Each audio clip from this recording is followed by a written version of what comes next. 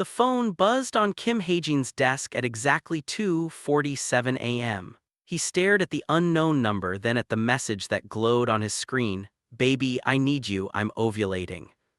Welcome back. If this story is drawing you in, be sure to subscribe so you don't miss what's coming next. Another unforgettable story drops tomorrow. Before we continue, let me know in the comments where you're watching from. I love seeing our community spread across the world. Alright, let's continue. His finger hovered over the delete button. In his world, unknown numbers meant threats, traps, or desperate pleas from people who'd already lost everything. But something stopped him. Maybe it was the vulnerability in those words. Maybe it was the exhaustion from another 18-hour day running half of Seoul's underground empire. Or maybe it was just the novelty of receiving a message so absurdly innocent. He typed back, "Wrong number, but I hope he shows up for you." 3 dots appeared, disappeared, appeared again. "Oh my god, I'm so sorry, please delete this." Then she blocked him. Hajene leaned back in his leather chair and laughed for the first time in weeks. The sound felt foreign in his throat. "Minjun," he called out. His aide appeared in the doorway within seconds, tablet already in hand. "Sir." "Trace this number," Hajene forwarded the message. "I want to know who she is." Minjun's eyebrow rose a fraction of an inch, the only indication of surprise he ever allowed himself. "Sir, it's clearly a wrong number, a civilian mistake." "I know what it is, trace it anyway." By sunrise, Minjun had a file. Hajene read it twice. Noel Carter, 29, American, English teacher at Seoul Language Institute, married 3 years to Marcus Carter, financial analyst at Dehan Investment Group. No criminal record, no connection to his world whatsoever. Except there was a connection, a thin thread that made his jaw tighten.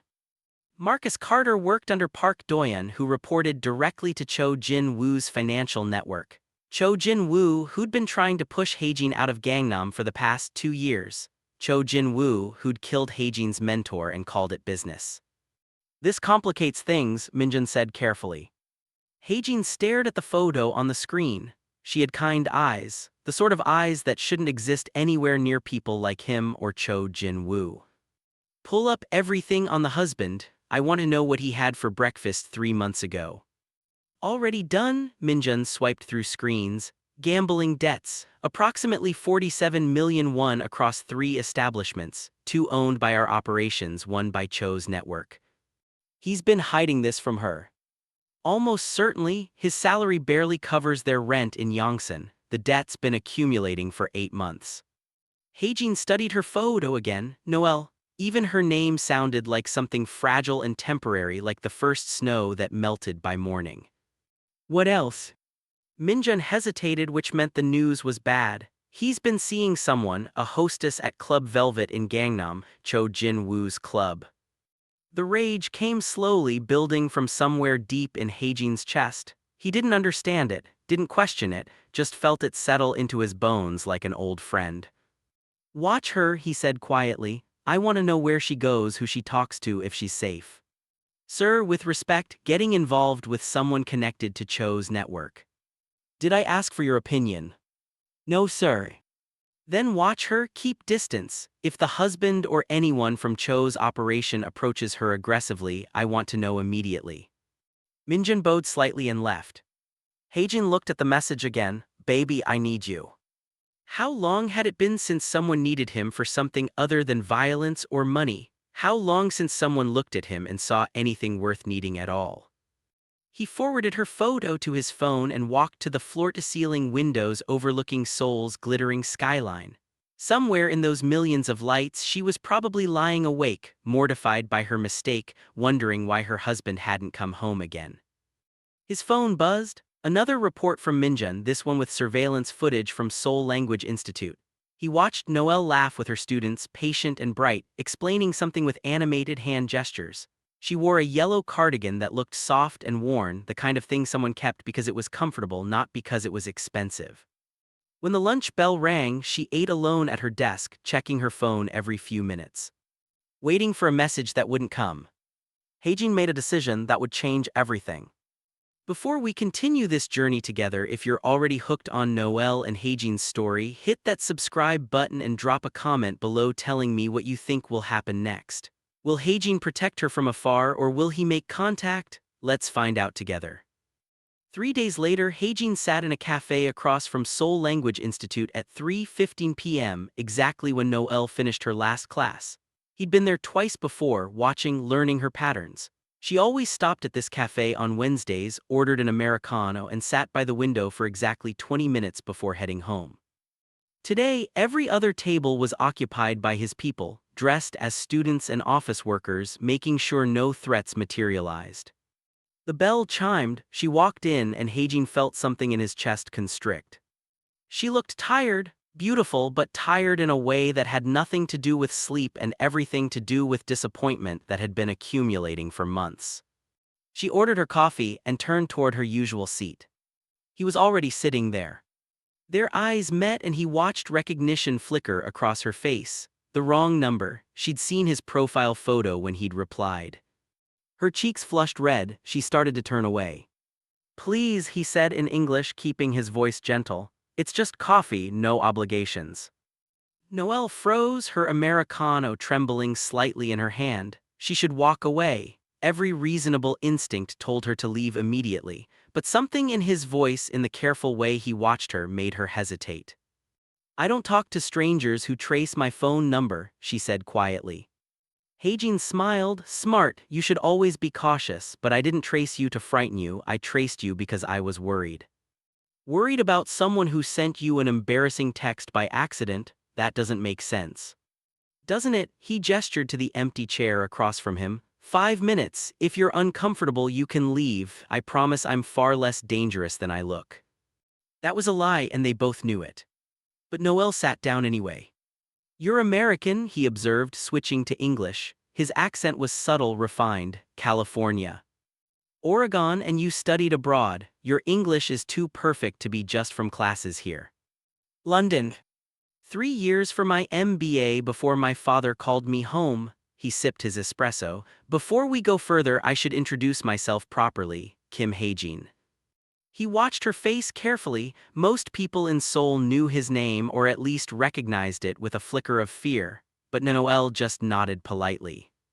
"Noel Carter, though I'm guessing you already know that."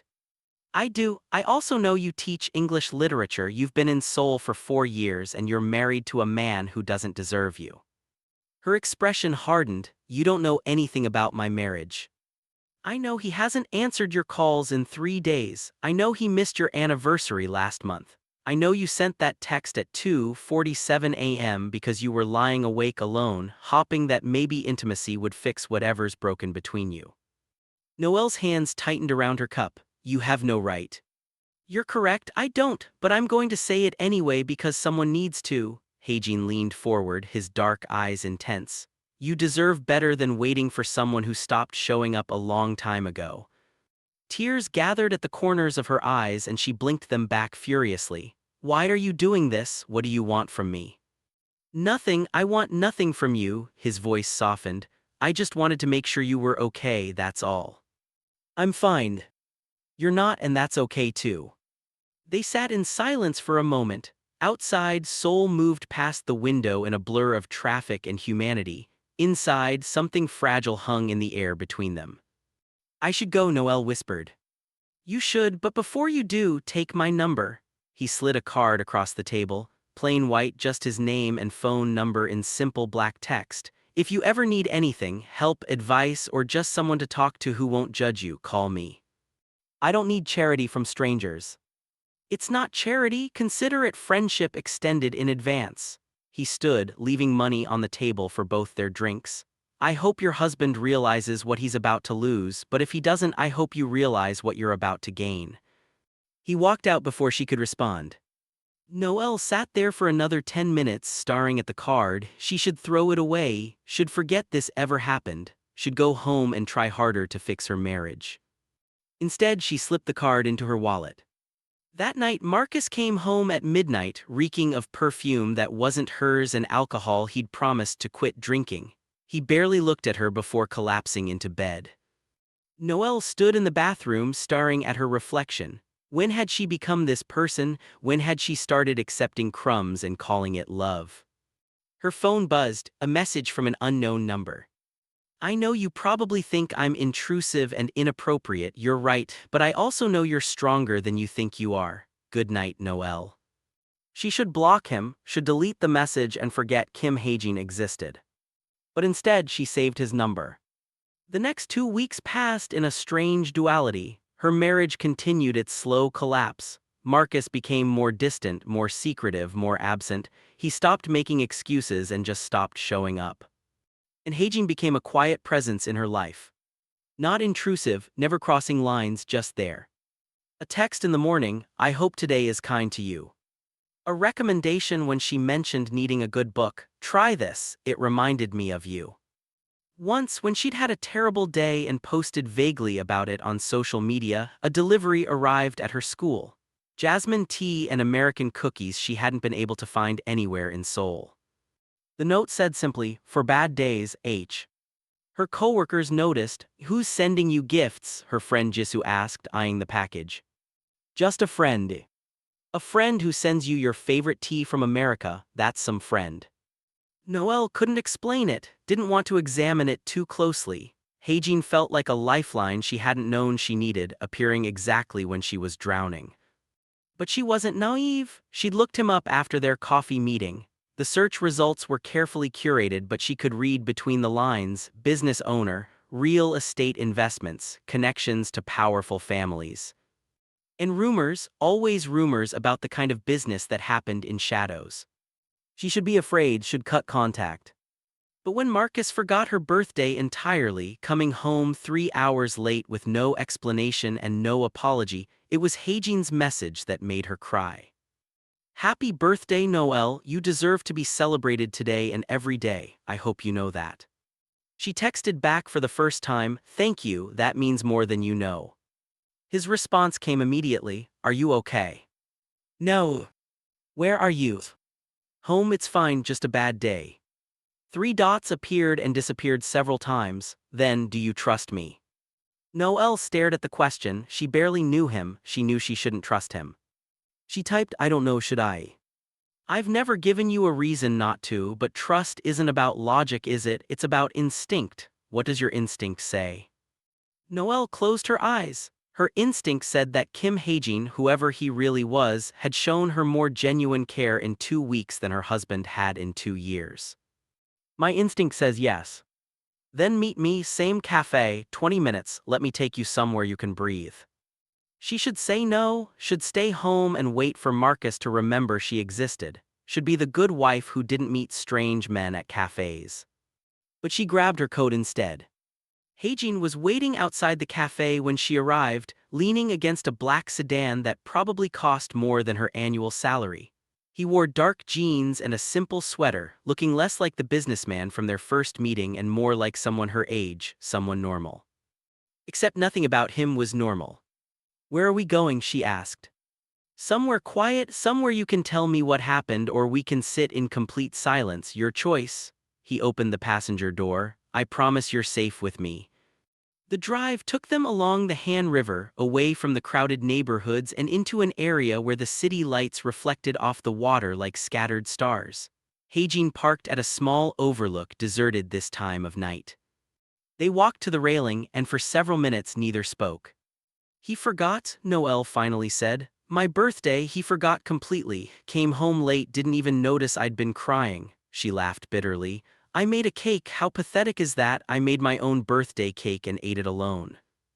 Hajene's jaw tightened but his voice remained gentle. That's not pathetic, that's hopeful, you're still trying to create moments worth celebrating. I'm an idiot. You're loyal, there's a difference.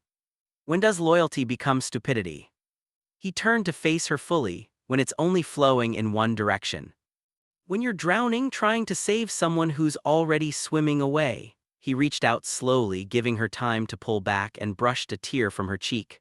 When you forget that you deserve to be someone's priority, not their option. Noel's breath caught, his hand lingered against her face, warm and steady. Why do you care? She whispered. You don't even know me. I know enough. I know you're kind to your students even on days when you're falling apart. I know you still try to fix things that have been broken for months. I know you sent that text at 2:47 a.m. because you were desperate to feel wanted. His thumb traced her cheekbone. And I know that since the moment I saw your message, I haven't been able to stop thinking about you. Hajene. I'm not asking you to leave him, I'm not asking you for anything, I just need you to know that you're seen, you're valued, and if you ever decide you deserve better, I'll be here. She should step back, should put distance between them, but instead she leaned into his touch, starving for gentleness she'd forgotten existed. This is crazy, she breathed. I know. I'm married. I know that too. I don't even know what you do, not really. The internet says real estate, but there's something else, isn't there? Something you're not telling me. Hajine's expression darkened briefly. Yes, there are things I can't tell you yet, things that would frighten you, but I swear on everything I have that I would never let those things touch you. That's not an answer. It's the only answer I can give right now. He dropped his hand but didn't step away. If that's not enough, I understand. You can walk away right now and I won't contact you again.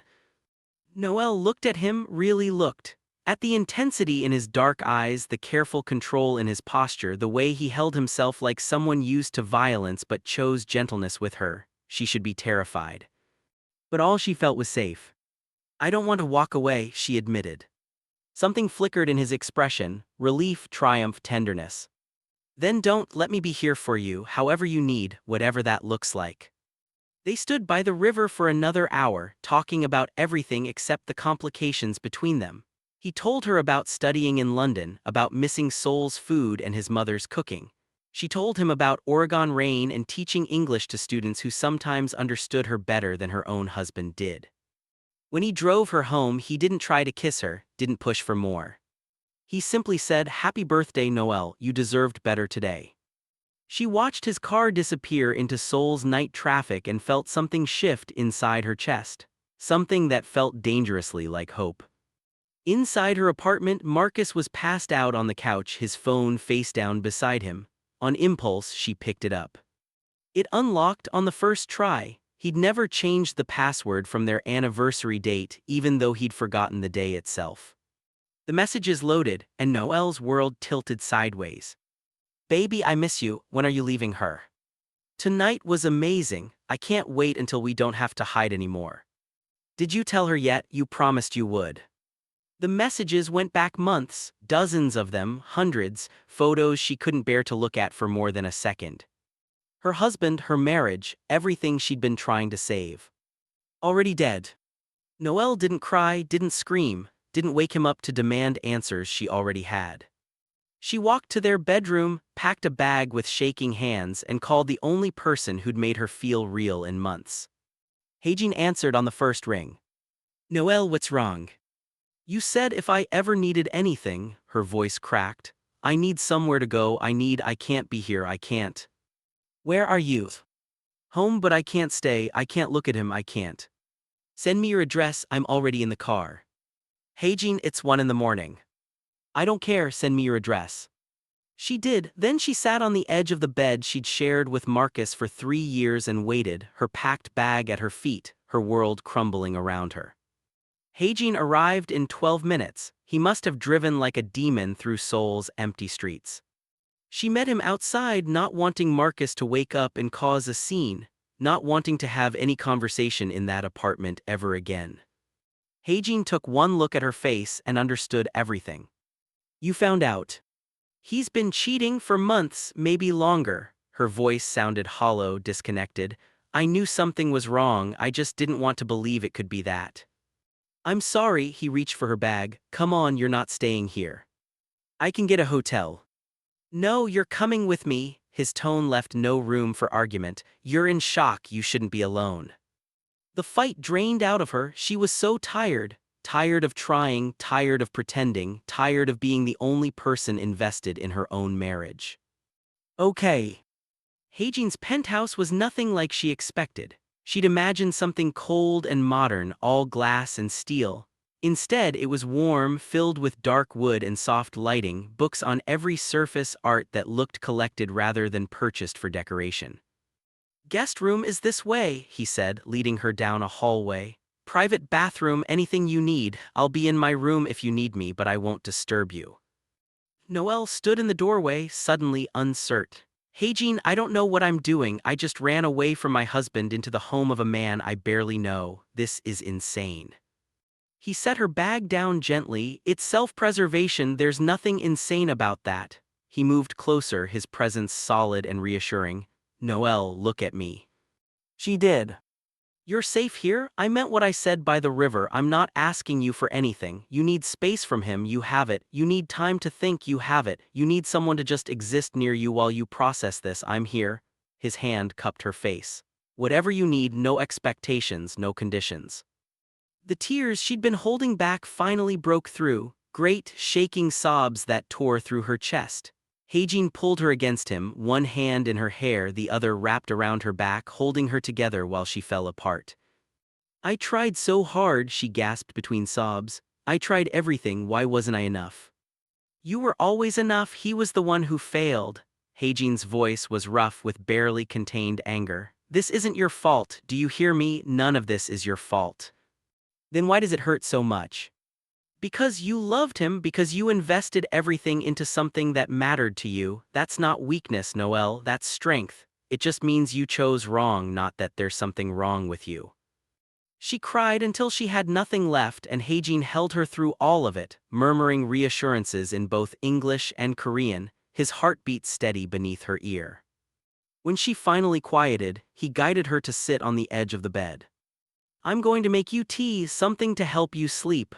He brushed her hair back from her face. When you wake up, we'll figure out next steps, but tonight just rest. Will you stay? The words tumbled out before she could stop them. Not in bed, just nearby. I don't want to be alone. Something shifted in his expression. I'll stay as long as you need me. He brought her tea and sat in the chair by the window while she curled up under the covers, exhausted but unable to quiet her racing mind. Hajene, she whispered into the darkness. I'm here. Why are you doing this, really? Silence stretched between them, then, because when I saw your message, something in me recognized something in you, loneliness, the kind that exists even when you're not alone. He paused. And because from the moment I saw your photo, I knew I'd do whatever it took to make sure you were okay. I can't explain it better than that. That's crazy. Most worthwhile things are. Noel fell asleep to the sound of his breathing, feeling safer than she had in years. She woke to sunlight streaming through unfamiliar windows and the smell of coffee. For a moment, panic seized her, then she remembered, Marcus, the messages, Hajene. Everything. She found him in the kitchen, making breakfast. He'd changed into fresh clothes but looked like he hadn't slept much. Did you stay in that chair all night? She asked. He turned, a slight smile on his face. I've slept in worse places, coffee. Please. He poured her a cup, added cream and sugar without asking. He'd noticed, of course he'd noticed. I called your school, he said carefully. Told them you had a family emergency and needed a few days. Your principal understood. You can't just. I can, and I did. You need time to process this, not to stand in front of students pretending everything's fine. He slid a plate toward her. Eggs, toast, fruit. Eat, then we'll talk about what you want to do. Noel picked at her food. I need to go back, get my things, talk to Marcus. Not today. Today you stay here safe and let yourself feel whatever you need to feel. Hajene's voice was firm. Tomorrow I'll go with you, you won't face him alone. He's my husband, I should. He stopped being your husband the moment he betrayed you. Hajene set his coffee down hard enough that it sloshed. I'm sorry, I'm trying to control my anger, but the thought of him hurting you makes me want to. He cut himself off, jaw clenched. Want to what? His eyes met hers and she saw something dark and dangerous swimming in their depths, things that would frighten you. Tell me the truth, what do you really do, not the business cards and real estate investments, the truth.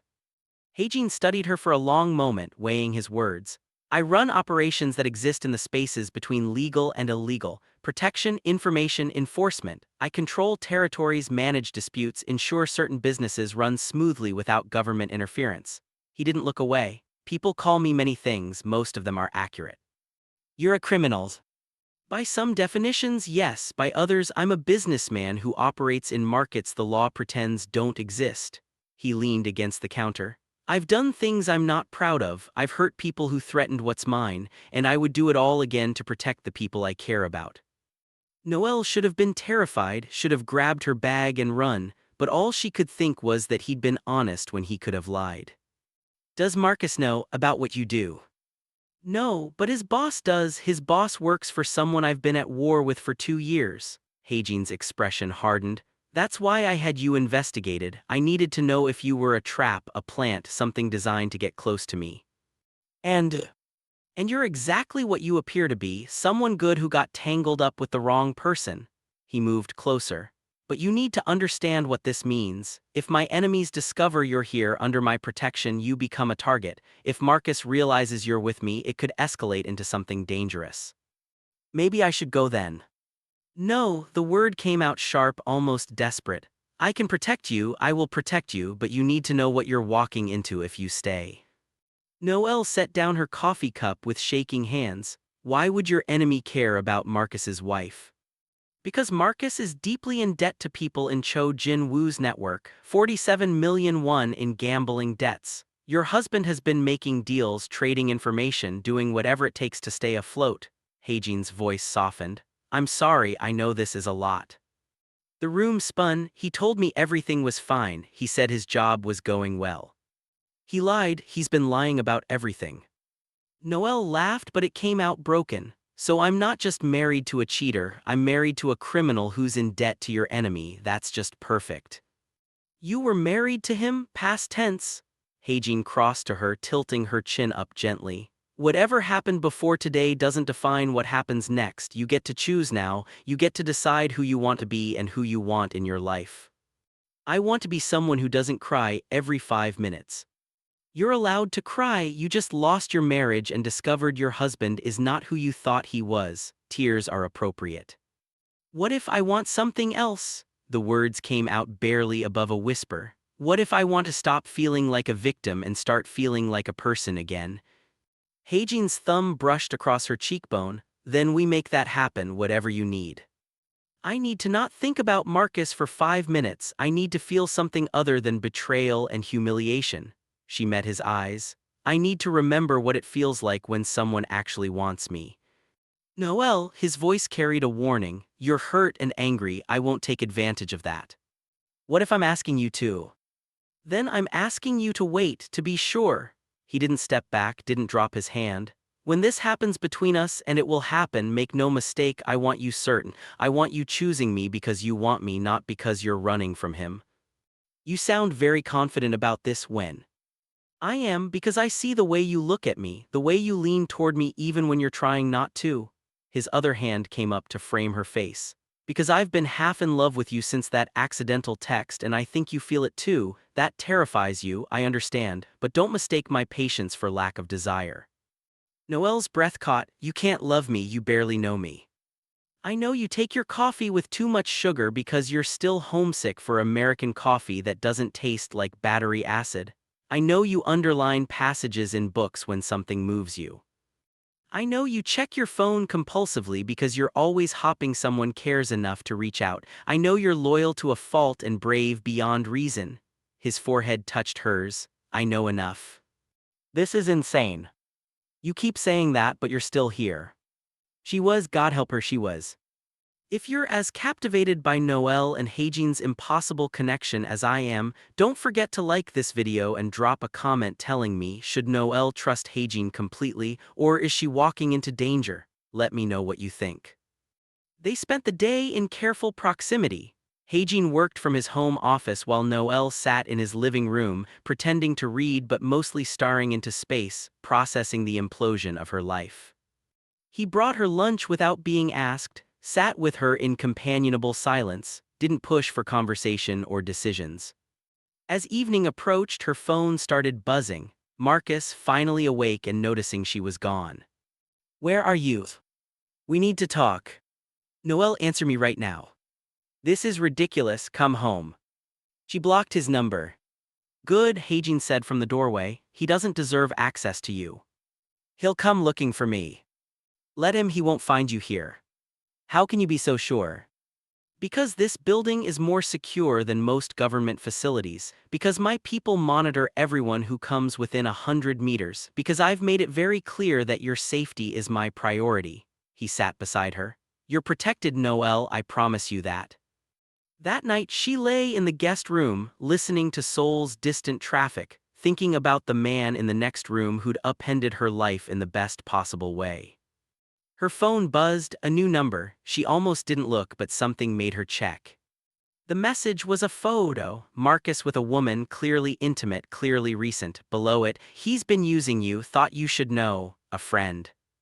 Noelle stared at the image, waiting for the pain to hit. It didn't. Instead, she felt something else, clarity, the final thread of obligation snapping clean. She got out of bed and padded down the hallway. Hajine's door was cracked open, soft light spilling into the hall. She knocked gently. "Come in." He was sitting up in bed, reading, wearing only sleep pants and glasses she'd never seen before. They made him look younger, more approachable, less dangerous. "Couldn't sleep?" he asked, setting his book aside. "Someone sent me a photo, Marcus with his mistress." She held out her phone. "I think they wanted to hurt me."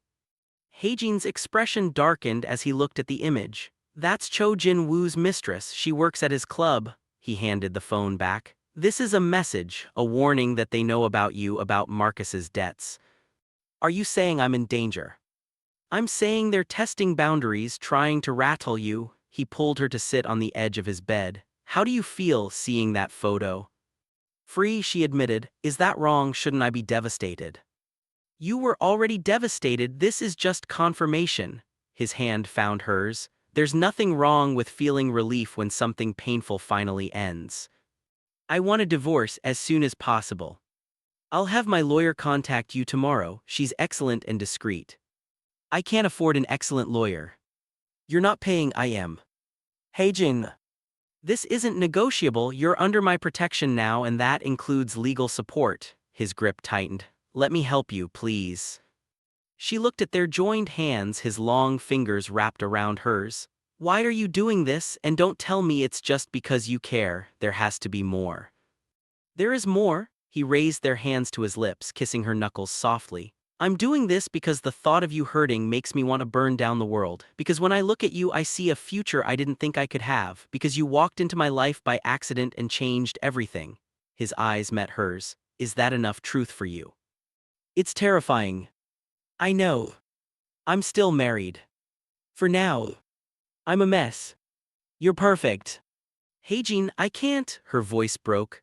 "I can't give you what you want, not yet, maybe not for a long time. I need to figure out who I am without Marcus first." "Then take your time. I'm not going anywhere." He pulled her closer until she was tucked against his side. "Stay here tonight, just sleep, nothing else, just let me hold you."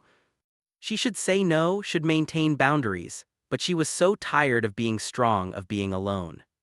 She settled against him, her head on his chest, his heartbeat steady beneath her ear. "Tell me something true," she whispered, "something you've never told anyone." Hajine was quiet for a long moment. "My father built this empire and I inherited it when I was 22. He was murdered by Cho Jin-woo's predecessor. I spent the last 12 years making sure that never happens again, that I'm never vulnerable, never weak." His hand stroked her hair. "Until you're the first thing in 12 years that could destroy me." "That's terrifying for both of us then." "Terrifying and inevitable." He kissed the top of her head. "Sleep, Noelle, tomorrow we start fighting back." She fell asleep wrapped in his warmth, feeling safer than she had any right to feel.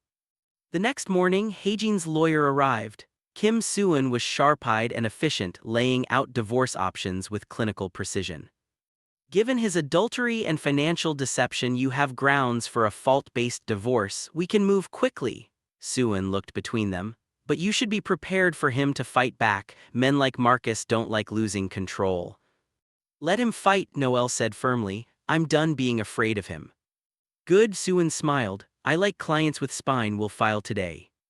After she left, Hajine pulled Noelle into his office. "There's something else we need to discuss, your living situation."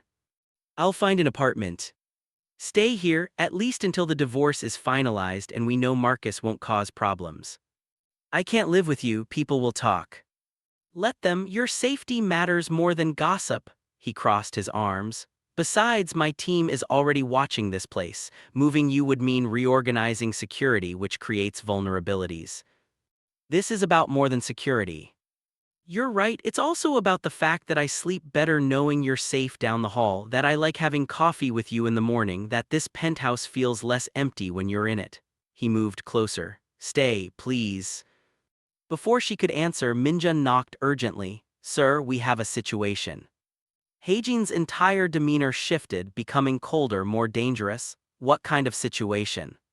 Marcus Carter showed up at the Seoul Language Institute demanding to know where his wife is. He's drunk and making threats. Noel's blood ran cold. My students are fine. Ju is already there with security, making sure he doesn't get inside, but we need to address this before it escalates. Hajin's jaw clenched. Get the car, we're going now. Hajin, no, this will make things worse. He doesn't get to terrorize you, he doesn't get to show up at your workplace and cause scenes. His eyes were ice. This ends today. The drive to her school felt both endless and too short. When they arrived, Marcus was outside, shouting at Jiu, who stood immovable like a wall of muscle and menace. Noel moved to get out, but Hajin stopped her. Stay in the car, let me handle this. He's my husband. Exactly, which means seeing you will only escalate him further, trust me. She watched through the tinted window as Hajin approached. The change in Marcus was instantaneous. Aggression melted into fear. Hajin spoke quietly, too low for her to hear, but whatever he said made Marcus stumble backward, face draining of color. Then Hajin said something else and Marcus's fear transformed into rage. He lunged forward. Jiu moved faster, catching Marcus and slamming him against the wall with effortless precision. Hajin leaned in close, speaking directly into Marcus's ear. Whatever he said made Marcus go completely still. When Hajin released him, Marcus collapsed against the wall, nodding frantically. He cast one look toward the car, toward Noel, and whatever he saw in Hajin's expression made him turn and run. Hajin returned to the car, his calm mask back in place, but she could see the fury still simmering beneath. What did you say to him? Noel asked as they pulled away. That if he ever comes near you again, if he ever speaks your name, if he even thinks about you too long, I'll make sure he disappears in ways that will never be traced back to me. His voice was flat, matter of fact. I also told him that his debts have been purchased. He now owes me and I'm significantly less forgiving than his previous creditors. You bought his debts. All 47 million, one of them, as of this morning. Hajin finally looked at her. He doesn't get to use his financial problems as an excuse anymore, and he certainly doesn't get to make you feel unsafe. That's a lot of money. It's leverage, and it's worth everyone to know he can't hurt you. Noel should have been disturbed by the casual way he discussed threats and debt purchases. Instead, she felt protected, valued, like someone finally considered her worth fighting for. Thank you, she whispered. You don't thank me for basic decency, Noel. That evening, divorce papers were served to Marcus at his office. Suin called with updates. He'd signed without contest, probably too terrified of Hajin to fight back. The process would take a few months, but it was in motion. Noel sat on Hajin's balcony, watching the sun set over Seoul, processing the fact that her marriage was truly over.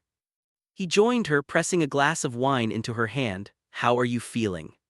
Like I should be sadder than I am. Like maybe there's something wrong with me that I feel relieved instead of heartbroken.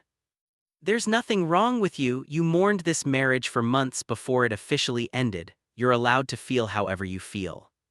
I wasted 3 years on him. You invested 3 years in something you believed in. That's not waste, that's hope. He sat beside her. And now you get to invest in yourself. She sipped her wine, letting the warmth spread through her. What happens now? Now you heal, you figure out what you want, you remember who you are without someone else defining you. And us. Hajin's smile was slow, promising. We take our time, we build something real, and when you're ready, we see where this goes. You're very patient for someone who claims to be half in love with me. I'm patient because you're worth waiting for, because rushing this would cheapen it. He reached over, tucking a strand of hair behind her ear. I've waited 12 years to feel anything real. I can wait a few more months to do this right. 3 weeks later, Noel's life had settled into a strange new normal. She lived in Hajin's penthouse, taught her classes, and slowly started rebuilding herself. His team, Minjun, Jiu, and Suin, became familiar presences, protective and oddly warm despite their dangerous professions. Hajin remained respectful, giving her space while making his interest clear. Coffee together every morning, dinners when their schedules aligned, late-night conversations that stretched into early morning. They hadn't kissed since that almost moment in the guest room, hadn't crossed any lines, but the tension between them built daily, a physical thing that made the air thick whenever they were close. Then came the charity gala. "You don't have to go," Hajin said, adjusting his bow tie in the mirror. He looked devastating in a tuxedo. "These events are tedious and full of people playing political games." "I want to go, I want to see your world." Noel smoothed down her dress, a deep emerald gown Hajin had insisted on buying. "Besides, hiding away won't help anything. You'll be seen, people will talk." "Let them talk, I'm not ashamed of being here with you." Something heated flashed in his eyes. "You look breathtaking, by the way, I should have said that first." The gala was exactly as he described, opulent, political, exhausting. But Hajin never left her side, introducing her as his guest, his hand a constant warm presence at her lower back. She was talking with Suan about a new teaching opportunity when the energy in the room shifted. A man approached, flanked by security, mid-50s, expensively dressed with eyes that held nothing but calculation. Hajin's entire body tensed. "Kim Hajin," the man said in Korean, "still playing businessman, I see." "Cho Jin-woo," Hajin's voice could have frozen fire. "I don't remember inviting you to this event." "It's a charity gala, anyone can attend." Cho's eyes slid to Noel and she felt physically dirty under his gaze. "And who is this lovely creature?" "No one you need to concern yourself with."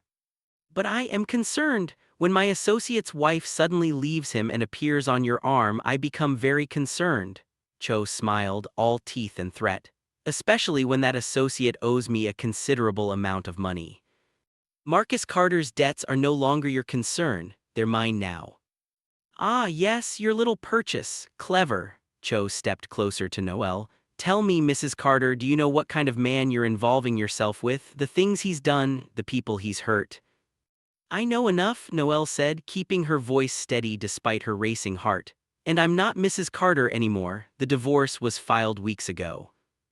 "How convenient and how quickly you've moved on." His smile widened. "Young lady, let me give you some advice. Men like Hajin don't protect women, they collect them, use them, and when they're done—" "Enough." Hajin's voice was deadly quiet. He positioned himself between Cho and Noel. "You will not speak to her, you will not look at her, you will not acknowledge her existence. Do you understand?" "Or what, you'll start a war over a woman?" Cho laughed. "You're slipping," Hajin, showing weakness. "She's not weakness, she's a line you don't cross." Hajin leaned in, and though Noel couldn't hear his next words, she saw Cho's expression darken. "Test me on this and you'll discover exactly how far I'm willing to go." Cho stared at Hajin for a long moment, then smiled coldly. "We'll see." He turned and walked away, his security following. Noel's hands were shaking. Hajin noticed immediately, guiding her toward a private hallway away from the crowd. "I'm sorry," he said, his hands framing her face. "I should have anticipated that, should have kept you away from him." "I'm fine, just shaken." She gripped his wrists. "Hajin, what did you say to him?" "That if he comes near you, I'll dismantle his entire operation piece by piece, starting with his most profitable ventures and ending with him." His jaw was tight. "I meant it, every word. This is because of me, I'm putting you in danger." "No, you're giving me something worth fighting for." He kissed her forehead. "There's a difference." They left the gala early. In the car, Hajin was quiet, his mind clearly working through scenarios and strategies. "We need to talk," he said when they arrived home. "Really talk about what it means to be in my life." They sat in his living room, the city lights glittering through the windows. "Cho Jin-woo is my oldest enemy," Hajin began. "We grew up together, were friends once. Then my father's territory became valuable and Cho's father decided he wanted it. They killed my father to get it. I've spent 12 years taking back what was stolen and making sure they never feel safe again." "You've been at war for 12 years. A cold war mostly, strategic moves, financial pressure, territorial disputes, but seeing you with me tonight, knowing you're connected to me now, that changes things. He'll see you as a weakness to exploit." "Then maybe I should leave, go back to America." "No," the word was immediate, forceful. Running won't protect you, he knows about you now, distance won't change that. Hajin took her hands. But staying with me means accepting certain realities, security details, restricted movements sometimes, always being aware of your surroundings. It means living with the knowledge that what I do isn't always legal or moral, even if I believe it's necessary. You're asking me if I can live in your world. I'm asking if you want to, because if you do, I'll protect you with everything I have, but I need you to understand what you're agreeing to. Noelle thought about the woman she'd been 3 months ago, afraid, diminished, accepting crumbs, and the woman she was becoming, stronger, clearer, ready to fight for what she wanted. I'm not afraid of your world, she said finally. I'm afraid of going back to a life where I'm invisible, where no one fights for me, where I don't matter. She met his eyes. You make me feel like I matter, like I'm worth protecting, worth choosing. You're worth everything. Then teach me how to survive in your world. I don't want to be a liability, I want to be a partner. Something shifted in Hajin's expression, pride, admiration, heat. Then we start tomorrow, self-defense training, security protocols, understanding the major players. He pulled her closer. But tonight, I need to know you're okay, that Cho didn't frighten you away. I'm not going anywhere. Good. His thumb brushed her lower lip. Because I'm running out of patience, Noel. I've been so careful, so controlled, giving you time, but seeing Cho look at you, threaten you, I wanted to kill him right there. The only thing that stopped me was knowing it would terrify you. It wouldn't have. His eyes darkened. Don't say things like that unless you mean them.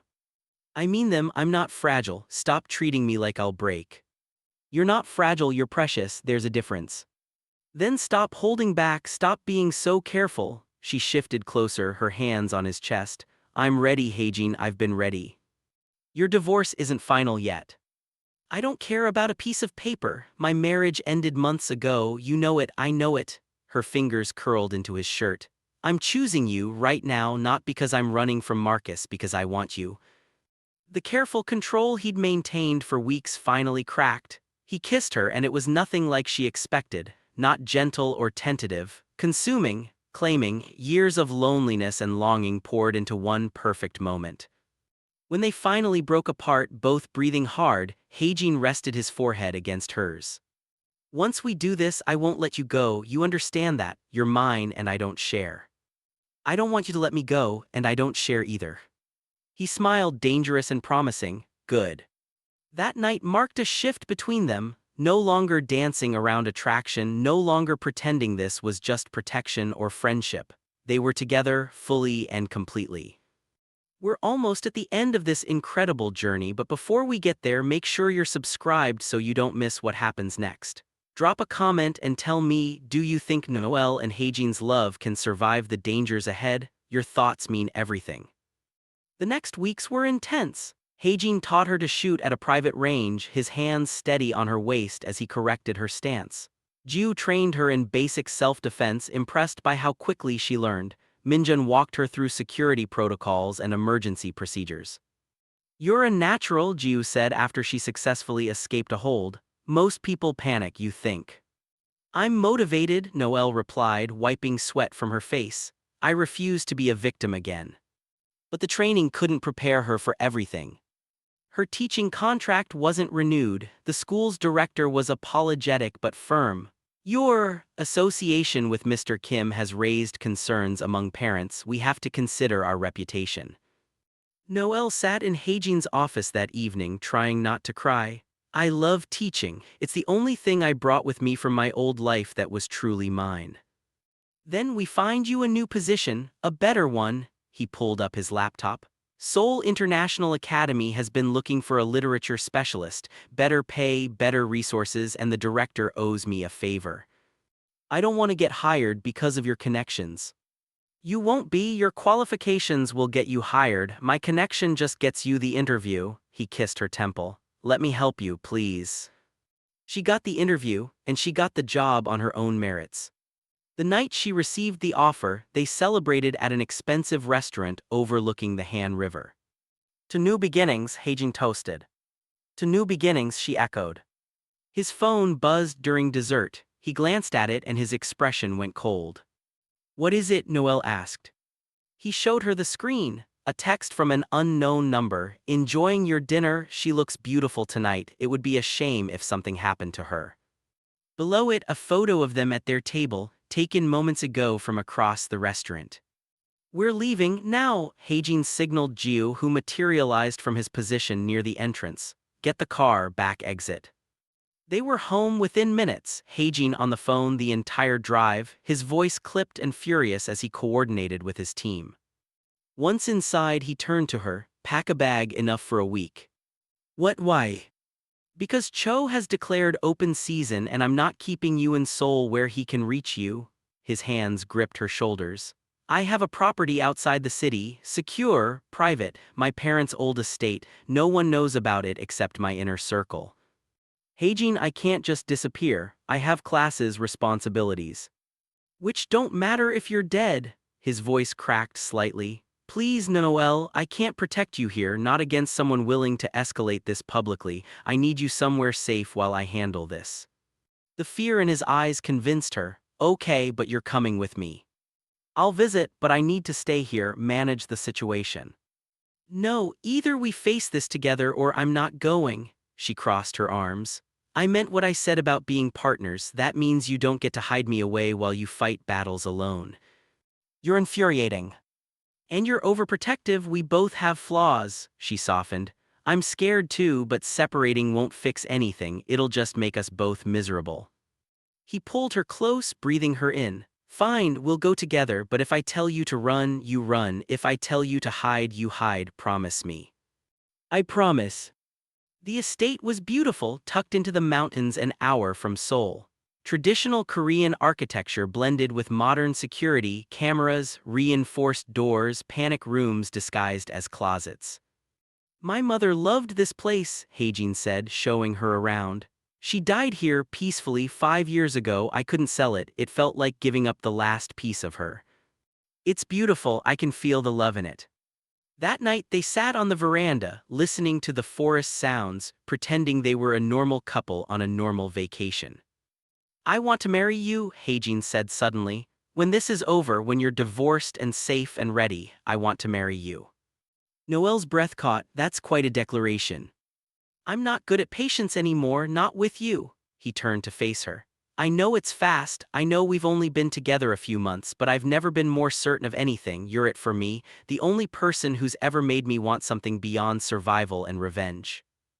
I want that too, she whispered. The future with you, the life we could build, but we have to survive first. We will, I promise you that. He was in a meeting with Minjun the next morning when the alarms went off. Perimeter breach, Minjun said, pulling up security feeds. Multiple contacts, professional, they're coming fast. Hajin's face went deadly calm. Get Noel to the safe room now. Ju appeared, grabbing Noel's arm. Come on, we practice this. What about Hajin? I'll be fine, go. He was already pulling weapons from hidden compartments. Jiu, don't let her out until I come for her personally. The safe room was underground, accessed through the kitchen pantry. Reinforced steel, supplies for days, communication equipment. Noel watched the security feeds, her heart hammering as armed men surrounded the house. Hajin moved through the estate like a ghost, taking down intruders with brutal efficiency.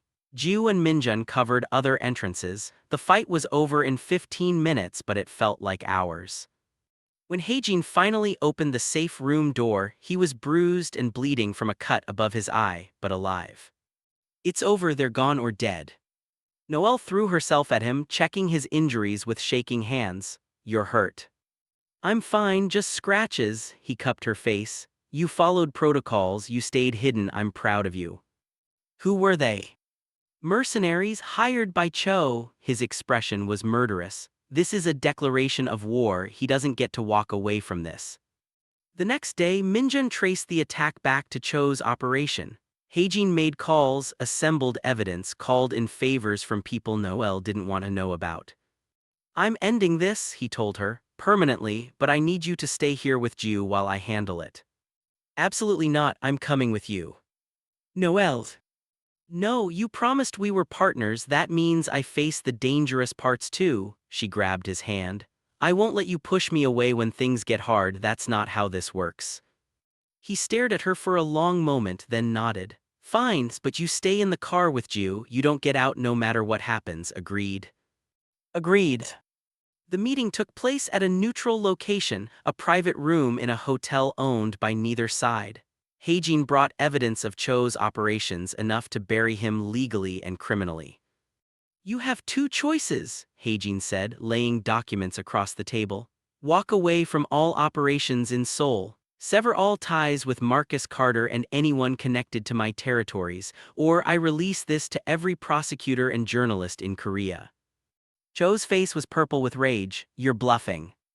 Try me, Hajine's voice was ice. You attacked my home, threatened the woman I love. You think I won't burn your entire empire to protect her?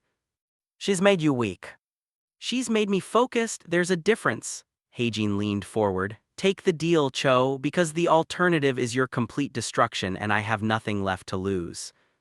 Silence stretched between them, then Cho nodded slowly. Fine, I'll back off, but this isn't over. Yes, it is. You're going to sign a binding agreement, witnessed and recorded, break it, and everything I have goes public.